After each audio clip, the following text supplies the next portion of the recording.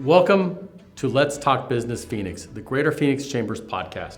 I'm your host, Todd Sanders, President and CEO of the Greater Phoenix Chamber. Each week, we tackle key issues affecting businesses, the community, and state, aiming to drive growth and overcome challenges while uniting community leaders to move Phoenix forward. Let's Talk Business Phoenix was produced in partnership with Ideas Collide, an agency offering a full suite of custom marketing solutions for your brand's unique challenges. Make a connection at ideascollide.com. Well, welcome back to the podcast. We have a very special guest today, Chad Makovsky, who is the director of the Sky Harbor International Airport, one of the jewels of not only Phoenix, but of Arizona. Chad, thanks for coming back and joining us. It's great to be back, Todd. Well, I know you've been busy, and certainly it's been a busy summer. It's been about a year since we had the pleasure of your company. What's happened since? I think there's been a lot of action down at the airport. For those of us working at the airport, it feels like it was just yesterday. It's been incredibly busy, and it's just been a lot of fun serving our customers. We ended 2023 with the most customers we've ever served at Sky Harbor Airport in the history of the airport. We had 48.6 million passengers travel through our airport last year, at the end of last year. So we've been busy, and then as you know, we've had a lot of great events happen. We had the World Series. We had the WNBA All-Star Game. We had the NCAA Final Four. So a lot of activity on our team just preparing and greeting all those customers to the Valley. And you also had summer, which means normally a high traffic time, and you also accommodated all of those big events that came through. That's right, yeah. And making sure that we're ready for the summer is really important too. So making sure that not only our customers, but our employees are prepared for the summer heat. That was really important to us. It was very important to our city council. We did a lot of work to make sure that we were educating employees about heat safety and making sure that in this hot summer temperatures that they're going to be safe and we can continue to deliver services. Absolutely. And I'm so glad to hear that that's something you're focused on. Clearly, we're all thinking about the heat, and our folks that are on the tarmac and doing that work that's so important for us to know that they're staying cool and safe is tremendous. Absolutely. So you mentioned sort of a record, a high watermark. We always seem to sort of benchmark things with COVID. This includes prior to COVID travel numbers. This is the high watermark. 100%, 48.6. We were at 46 million in 2019, so we've definitely eclipsed that previous record. If you look at year over year, we actually were up 10%, so we're double-digit growth. That's also pretty remarkable. If you think of how we plan for growth, typically airports experience, especially in our market, we experience about a 2.5% growth rate per year. So to see double-digit growth, that's pretty phenomenal. Well, and it doesn't happen just by accident.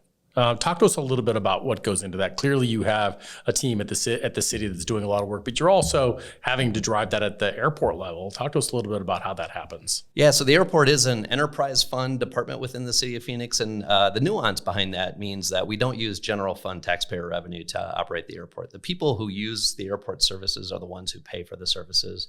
That revenue comes in, and it comes in through a variety of ways, right? It comes in if you decide to park at our airport, if you decide to, a portion of the ticket that you purchase goes to the airport. If you decide to buy food and beverage, any of those types of things, rent a car, we get a percentage of that revenue. And that allows us to develop a revenue stream to support not only the day-to-day operation of the airport, but also the growth to make sure that we can keep up with our growing community. Well, and I think I'd love to be able to quantify that for folks listening, because it's obviously we're down at the airport. We see a lot of activity. What does it mean in terms of dollars and cents for our economy?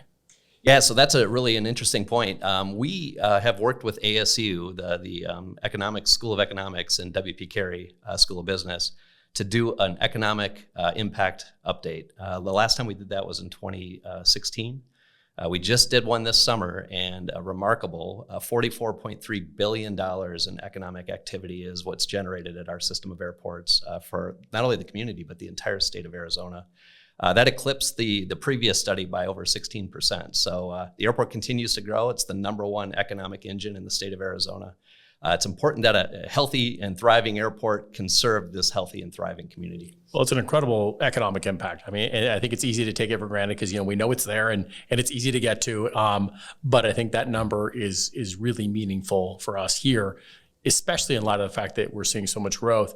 One of the things that happened to me this past year is I started getting phone calls and emails from my colleagues around the country because we were once again rated by the Wall Street Journal the number one airport. So, that's I think it's worth talking about. How do you manage the growth while maintaining quality? I mean, the Wall Street Journal doesn't give things away. Yeah, that is the eternal challenge. And I love that award because that is an award designated by the people. So that, we didn't apply for that award. That was what the people told the Wall Street Journal in the survey that they independently did. And we're so proud to get that. And this is the second time we've actually won that award. So we're really, really grateful for that. But with that growth comes the challenge you're referring to. So airlines are upgauging their airplanes, meaning that the planes that we used to serve, maybe they had 120 people in it. Now the same planes or the same flights will have aircraft that are much larger and hold up to 200, 220 people. And if that plane pulls into the gate, remember that gate was designed for the smaller airplane. And so what you're seeing is more and more congested facilities. And so as that continues to evolve and happen, we need to grow our facilities to meet that need. And what we've done is we've developed a 5-year plan of finance to invest over $3.5 billion in our airport to meet those growing needs. And then there's a long-range forecast, and you may have heard about this, but the Mayor Gallego mentioned this at the State of the City address, that we believe this is the time to start planning for that next new terminal. So we're really excited about that. That could be 40 gates to start with the ability to grow beyond that. So we're really excited about that. That certainly was the comment heard around the world. I got so much buzz out of that comment. People love it. Everyone has a very personal relationship with the airport. I'm sure you know that. And so it's really great to hear. And I want to come back to that in a minute. It feels like you just got here thank God, from Dallas. We've got you to come back to Arizona. Thinking about sort of Sky Harbor then, now, what are some of the biggest changes? Yeah, if you think about when I came back in March of 2021. And if you remember 2020, 2021, those are pretty tough years. And so the airport actually deferred some of our capital projects because we didn't know what was going to happen with the pandemic. And because we're a self-supporting enterprise fund department, we needed to make sure we were protecting our revenues to be able to meet just our day in, day out needs. And so we deferred some of that work. Was dealing with employees who were, kind of reeling with the effects of the pandemic. And so my focus at that time was really just about stabilizing the organization and about making sure that we were focused on the core needs of the airport to keep it operational. Thanks to the remarkable rebound that we've seen, not only in Arizona's economy and the tourism industry, but at our airport as well, I am now in a position where I'm thinking about growth. I'm thinking about, can we build the facilities fast enough to meet the demand that we're anticipating we're going to see in the next 5 to 10 years? Well, and you really did come in at one of the toughest times, I think, for the Valley, for the country, and certainly for travel. Lessons learned from COVID? Yeah, so one of the things I would say is we have much closer relationships with all of our stakeholders than we've ever had. And what we recognize is our success as airport operators depend on the success of so many people that work with us. And by way of example, we have over 47,000 employees who work at Sky Harbor Airport in total. I only am responsible for about 950 of those employees. And so I am relying on thousands of companies and all of their workforce to make sure that they're delivering services to the people who go through our airport in perfect fashion. If they fail, there's a gap in service, and the customer is going to notice that. And they don't care who's responsible necessarily. You're exactly right. And so that's why one thing I think we really learned through the pandemic is we have to be much closer in terms of how we coordinate with each other to deliver that service through thick and thin. Silver lining then to a really tough time. I would agree. Well, going on to sort of good news, I think one of the greatest things we heard this year was the fact that we had a new international flight that was, well, I know there were many, but one in particular was direct service to Charles de Gaulle, Phoenix to Paris. It's so amazing. Talk to us a little bit walk us through how that came together. Before I even go there, I want to tell you how excited I was the day I got the chance to call the mayor and council and let them know about this new service. I was on cloud 9. So these types of opportunities don't happen overnight. They actually take years and years of work. I have an air service development marketing manager who goes out and travels the world and meets with these airlines and tells the story of Phoenix. And they work with destination marketing organizations and great business partners like yourself to make sure that we're telling the case, or our story, making the case to these airlines, because airlines are profit motivated, and they're not going to put a plane on there just because an elected official wants them to. They're going to do it because it makes them money. And so we have to tell the story about how we can actually fill that aircraft and make it a profitable route for them. We did that over many years with Air France, and we were so excited when they called and said, we're going to test the market this summer and see how it works. And what was really cool was when we launched, they said, the bookings have been so great, we're going to do this year round now. So So they switched. Yeah, we are now year-round service with Air France. This was just meant to be a summer test, and they just really our community has shown up and showed them how much we value that route. Absolutely, I think it's tremendous, and it shows that this community is on the map from a national and a global perspective. Mm-hmm. Absolutely. I mentioned Air France, and obviously it's very high profile, but I know there's been other announcements as well for international service out of Sky Harbor. Is that correct? Yeah, so Condor brought back their service, and they actually added a day frequency. They were 2 days a week. Now they're 3 days a week. Seasonal service back to Frankfurt. We're excited about that. Porter Airlines, a brand new airline, is going to be our 24th airline at the airport, is going to be providing service to Toronto later this year. Frontier Airlines is primarily a domestic airline, and they're actually now providing service to Cabo. American Airlines is flying to Tijuana now, so we're really continuing to see that route map, especially the international route map, grow really great. Well, that's tremendous. It's so good to see that growth. And so a few minutes ago, you did mention the fact that we're going to need to look at growth now. And certainly we have the new concourse in Terminal 4, which is absolutely spectacular. But we're going to need to be planning for more. And you mentioned a new terminal. Walk us through what is the thought there? And I know you're just beginning, but what would that look like? Yeah, and I'll give you an example. So Frontier Airlines has grown its business in Terminal 3. We have 2 terminals now, Terminal 3 and Terminal 4. Terminal 4 has our international concourse with our Customs and Border Protection officials. Frontier has grown their domestic business in Terminal 3 to the point that they're so large they can't operate at Terminal 4. But they decided they wanted to test the international market out of Phoenix. And so what does that mean? It means now we are running what we call a split operation, where Frontier runs international out of Terminal 4, and then they're domestic out of Terminal 3. And that's not ideal, right? It's not ideal for the customers. It's not ideal for the airline. So as we think about the kind of the next increments of development, we're going to build a new concourse in Terminal 3. It'll be a domestic concourse. We're going to build a post-security walkway that connects Terminal 3 and 4. So it's going to make it very convenient for customers that need to move between facilities.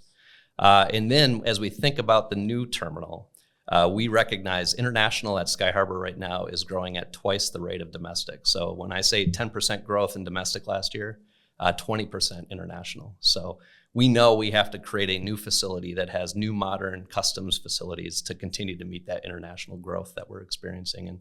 And really right now we're going through what we call the environmental phase. So we're going to be working for several years with the FAA to go through an environmental analysis to make sure that the facilities and the development that we're planning meet all federal requirements as it relates to the environment.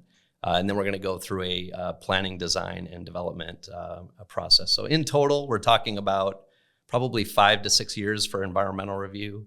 Then we go into design development for a couple of years, and then we'll be actually looking in the early 2030s. We'll be breaking ground with the idea of by 2035-ish, we'll have a new facility to open. So 10 years, generally speaking, start to finish. Where would that go? Or would that be a combination? Or yeah, if you think about Sky Harbor, one of the most frequent questions we get is, where's Terminal 1 and 2, right? Yeah. So we only have Terminal 3 and 4. And the reason is we have, the way our airfield is oriented, our terminals are in the center of our runways. And so we built from the west to the east. We built Terminal 1, then we built Terminal 2, 3, and 4. Then we came back and started working our way to the west. We modernized Terminal 3, which was built in the 1970s. And it's a beautiful new terminal now. If you haven't been into it, it's wonderful. But we tore down Terminal 1 and 2, and that now creates a footprint where we can start to develop that brand new terminal. So that's where the new terminal will go. Okay, because I heard something about maybe combining 3 and 4, so that's not what we're doing. No, we are combining them in the sense that we're building that post-walkway connector, but that would be it. And so we're actually going to be building a third new terminal. And if you ride the SkyTrain, you'll actually see just west of Terminal 3 on the SkyTrain, the guideway splits out, and it does that for a reason. Where that split is where the future new station will be for that new terminal. We had already had the foresight already to thinking do that. About that. That's right. So will that be then Terminal 5? So that's the question that people much smarter than me are going to have to figure that one out. Maybe we'll do a community survey. I'm not sure, but we'll call it something for sure. Yeah, absolutely. We're calling it the West Terminal for now. Well, and it's great to know that. I mean, obviously, when you're thinking about the work that's already been done today, that's laying the groundwork, that we're already thinking about what the future is going to bring in terms of new demand and how we're going to meet that demand. And it's really a reflection of the airport's nothing without the community it serves, and it's a reflection of the growth in our community, the business development. The leadership that we have in our community, and really where we see the community going. The airport is really just making sure that we're there to deliver and meet the needs of the community. And it's really a remarkable story. Well, I think the other part of that that's interesting to me is that you have a lot of constituents, obviously. One of those, though, is those neighborhoods and cities surrounding the airport. It seems like you do a good job of managing those relationships in a way that everyone's a winner. Kind of talk to me about how that works. Yeah, that's an important part of what we do. So if you think, I'd mentioned we have 47,000 employees, $4.8 billion in payroll goes to those 47,000 employees. About $1.9 billion of that goes to the city of Phoenix. When you look at where those 47,000 employees are living in the valley, very few of them are living in Phoenix as compared to all the other surrounding communities. And so those people are collecting money, they're living in these communities, they're investing in those communities. So it's important we talk to those communities about that investment to make sure that we're aligned in our growth to meet what they see. That's one thing. And then to make sure that we're working together to ensure that they don't do something that would impact or impair the growth of the airport. What we have is really a remarkable thing. I mean, how many cities do you know that have an airport the size of Sky Harbor right in the center of the city? I mean, it's pretty rare. And so it's usually a drive out to the airport. It can be. And so we want to protect that. It's a very delicate relationship with the communities surrounding the airport. We want to make sure that we're working closely with them to support not only the growth of the airport, but to do it in a way that's compatible with the communities that we serve. And I'm sure that they were probably key in going for some of these new infrastructure dollars that came out that I think are going to be awarded to Sky Harbor or have been awarded to Sky Harbor, if I'm not mistaken. Yeah, the bipartisan infrastructure law has been really beneficial to Sky Harbor. We were awarded just over $200 million for the development of a new, what we call a north-south connector taxiway. And that's on the west side of the airport. We have, if you think about it, we have 3 runways at the airport, 1 on the north side, 2 on the south side. And so what that connector will do is allow us to be much more efficient in moving airplanes around. It increases the capacity of our airport. That's one project. We also have $36 million that we received from, again, federal grant and aid funding to support our central plant upgrades in Terminal 4. Terminal 4 is over 30 years old. So it's hard to imagine, right? Time to start investing in it. Yeah. So we are going to be doing major upgrades. A lot of it's going to be behind the scenes, but let me tell you, that's a really important investment. When the air conditioning goes out at the airport, you don't want to be there. So. I was about to ask you, what does that mean for the average person? I think air conditioning is a great one, but I'm assuming even the taxiway improvements will probably impact people in a positive way. It reduced delays, reduced time on the taxiway. When you land, getting back to the terminals more quickly, that all adds up in the eyes of the customer. We want to make sure, again, we're delivering the best experience possible. Well, and it's good that that's being recognized. One of the things that obviously is important to all of us, and I think people sort of have learned that we have to have a security apparatus to make sure that we're all safe and secure. How do you manage that side of the business to make sure that it's as seamless as possible and that it's getting the job done? Yeah, we have an amazing relationship with Phoenix Police and Phoenix Fire, who actually have embedded facilities at the airport, and we contract for their services. I have a public safety and security division within my organization that works. Their job is to work very closely with them to deliver safety security services to the traveling public. What I've observed, and I've been in the safety security side of our business for many, many years, is the threat is evolving, and we are, as a society, have become more and more dependent on technology. And technology is a wonderful thing until it doesn't work, right? And if you think about it, not too long ago, there was this CrowdStrike issue where a lot of computers went down around the world, and Sky Harbor was not immune from that. So we had teams working all night long to bring those systems back up to make sure that the next day those customers would be able to travel without too much of an impact. Well, I was one of those coming back in, so thank you. I made it back. I appreciate that. Yeah, but it does have to. It's something you're always having to stay in front of. It sounds like that's absolutely right. Yeah, and we've got great teams that work with intelligence groups, not only within our own local jurisdictions, but with the FBI and with the TSA. So we understand what those evolving threats look like, and that we're making sure we're making investments to address them. Hopefully, in the eyes of the customer, it'll be seamless. Right. Absolutely. Thinking about the sort of the customer again, some of the innovations that Sky Harbor has, I think, have been really big game changers. Even from the cell phone lots, I think we were one of the first to adopt those. Makes it easier to pick people up. Where we have also pet relief areas. It's kind of a full spectrum of things that we do. What are some of the innovations you're thinking about for the next 3 to 5 years that are going to impact customers in a positive way? Well, one of the innovations that has just been a lot of fun is our partnership with Waymo, as you probably have heard. get to brag to be the first airport in the world that actually has autonomous services connecting our airport to our community, which has been a lot of fun. As we go forward, we're really focused on the fact that customers are traveling at older ages now with more discretionary income. And so we want to make sure that we're providing services for people of all ages to be able to travel through our airport with empowerment and dignity, frankly. So we're working on things like, as you might think of, folks with hidden disabilities, dementia, folks with maybe audible or visual disabilities. We want to make sure that we have technologies and services that meet those needs. And we've done a lot of great stuff, dementia-friendly workshops. We have an app called IRA, which helps people with visual impairments. We have hearing loop technology for people with audible impairments.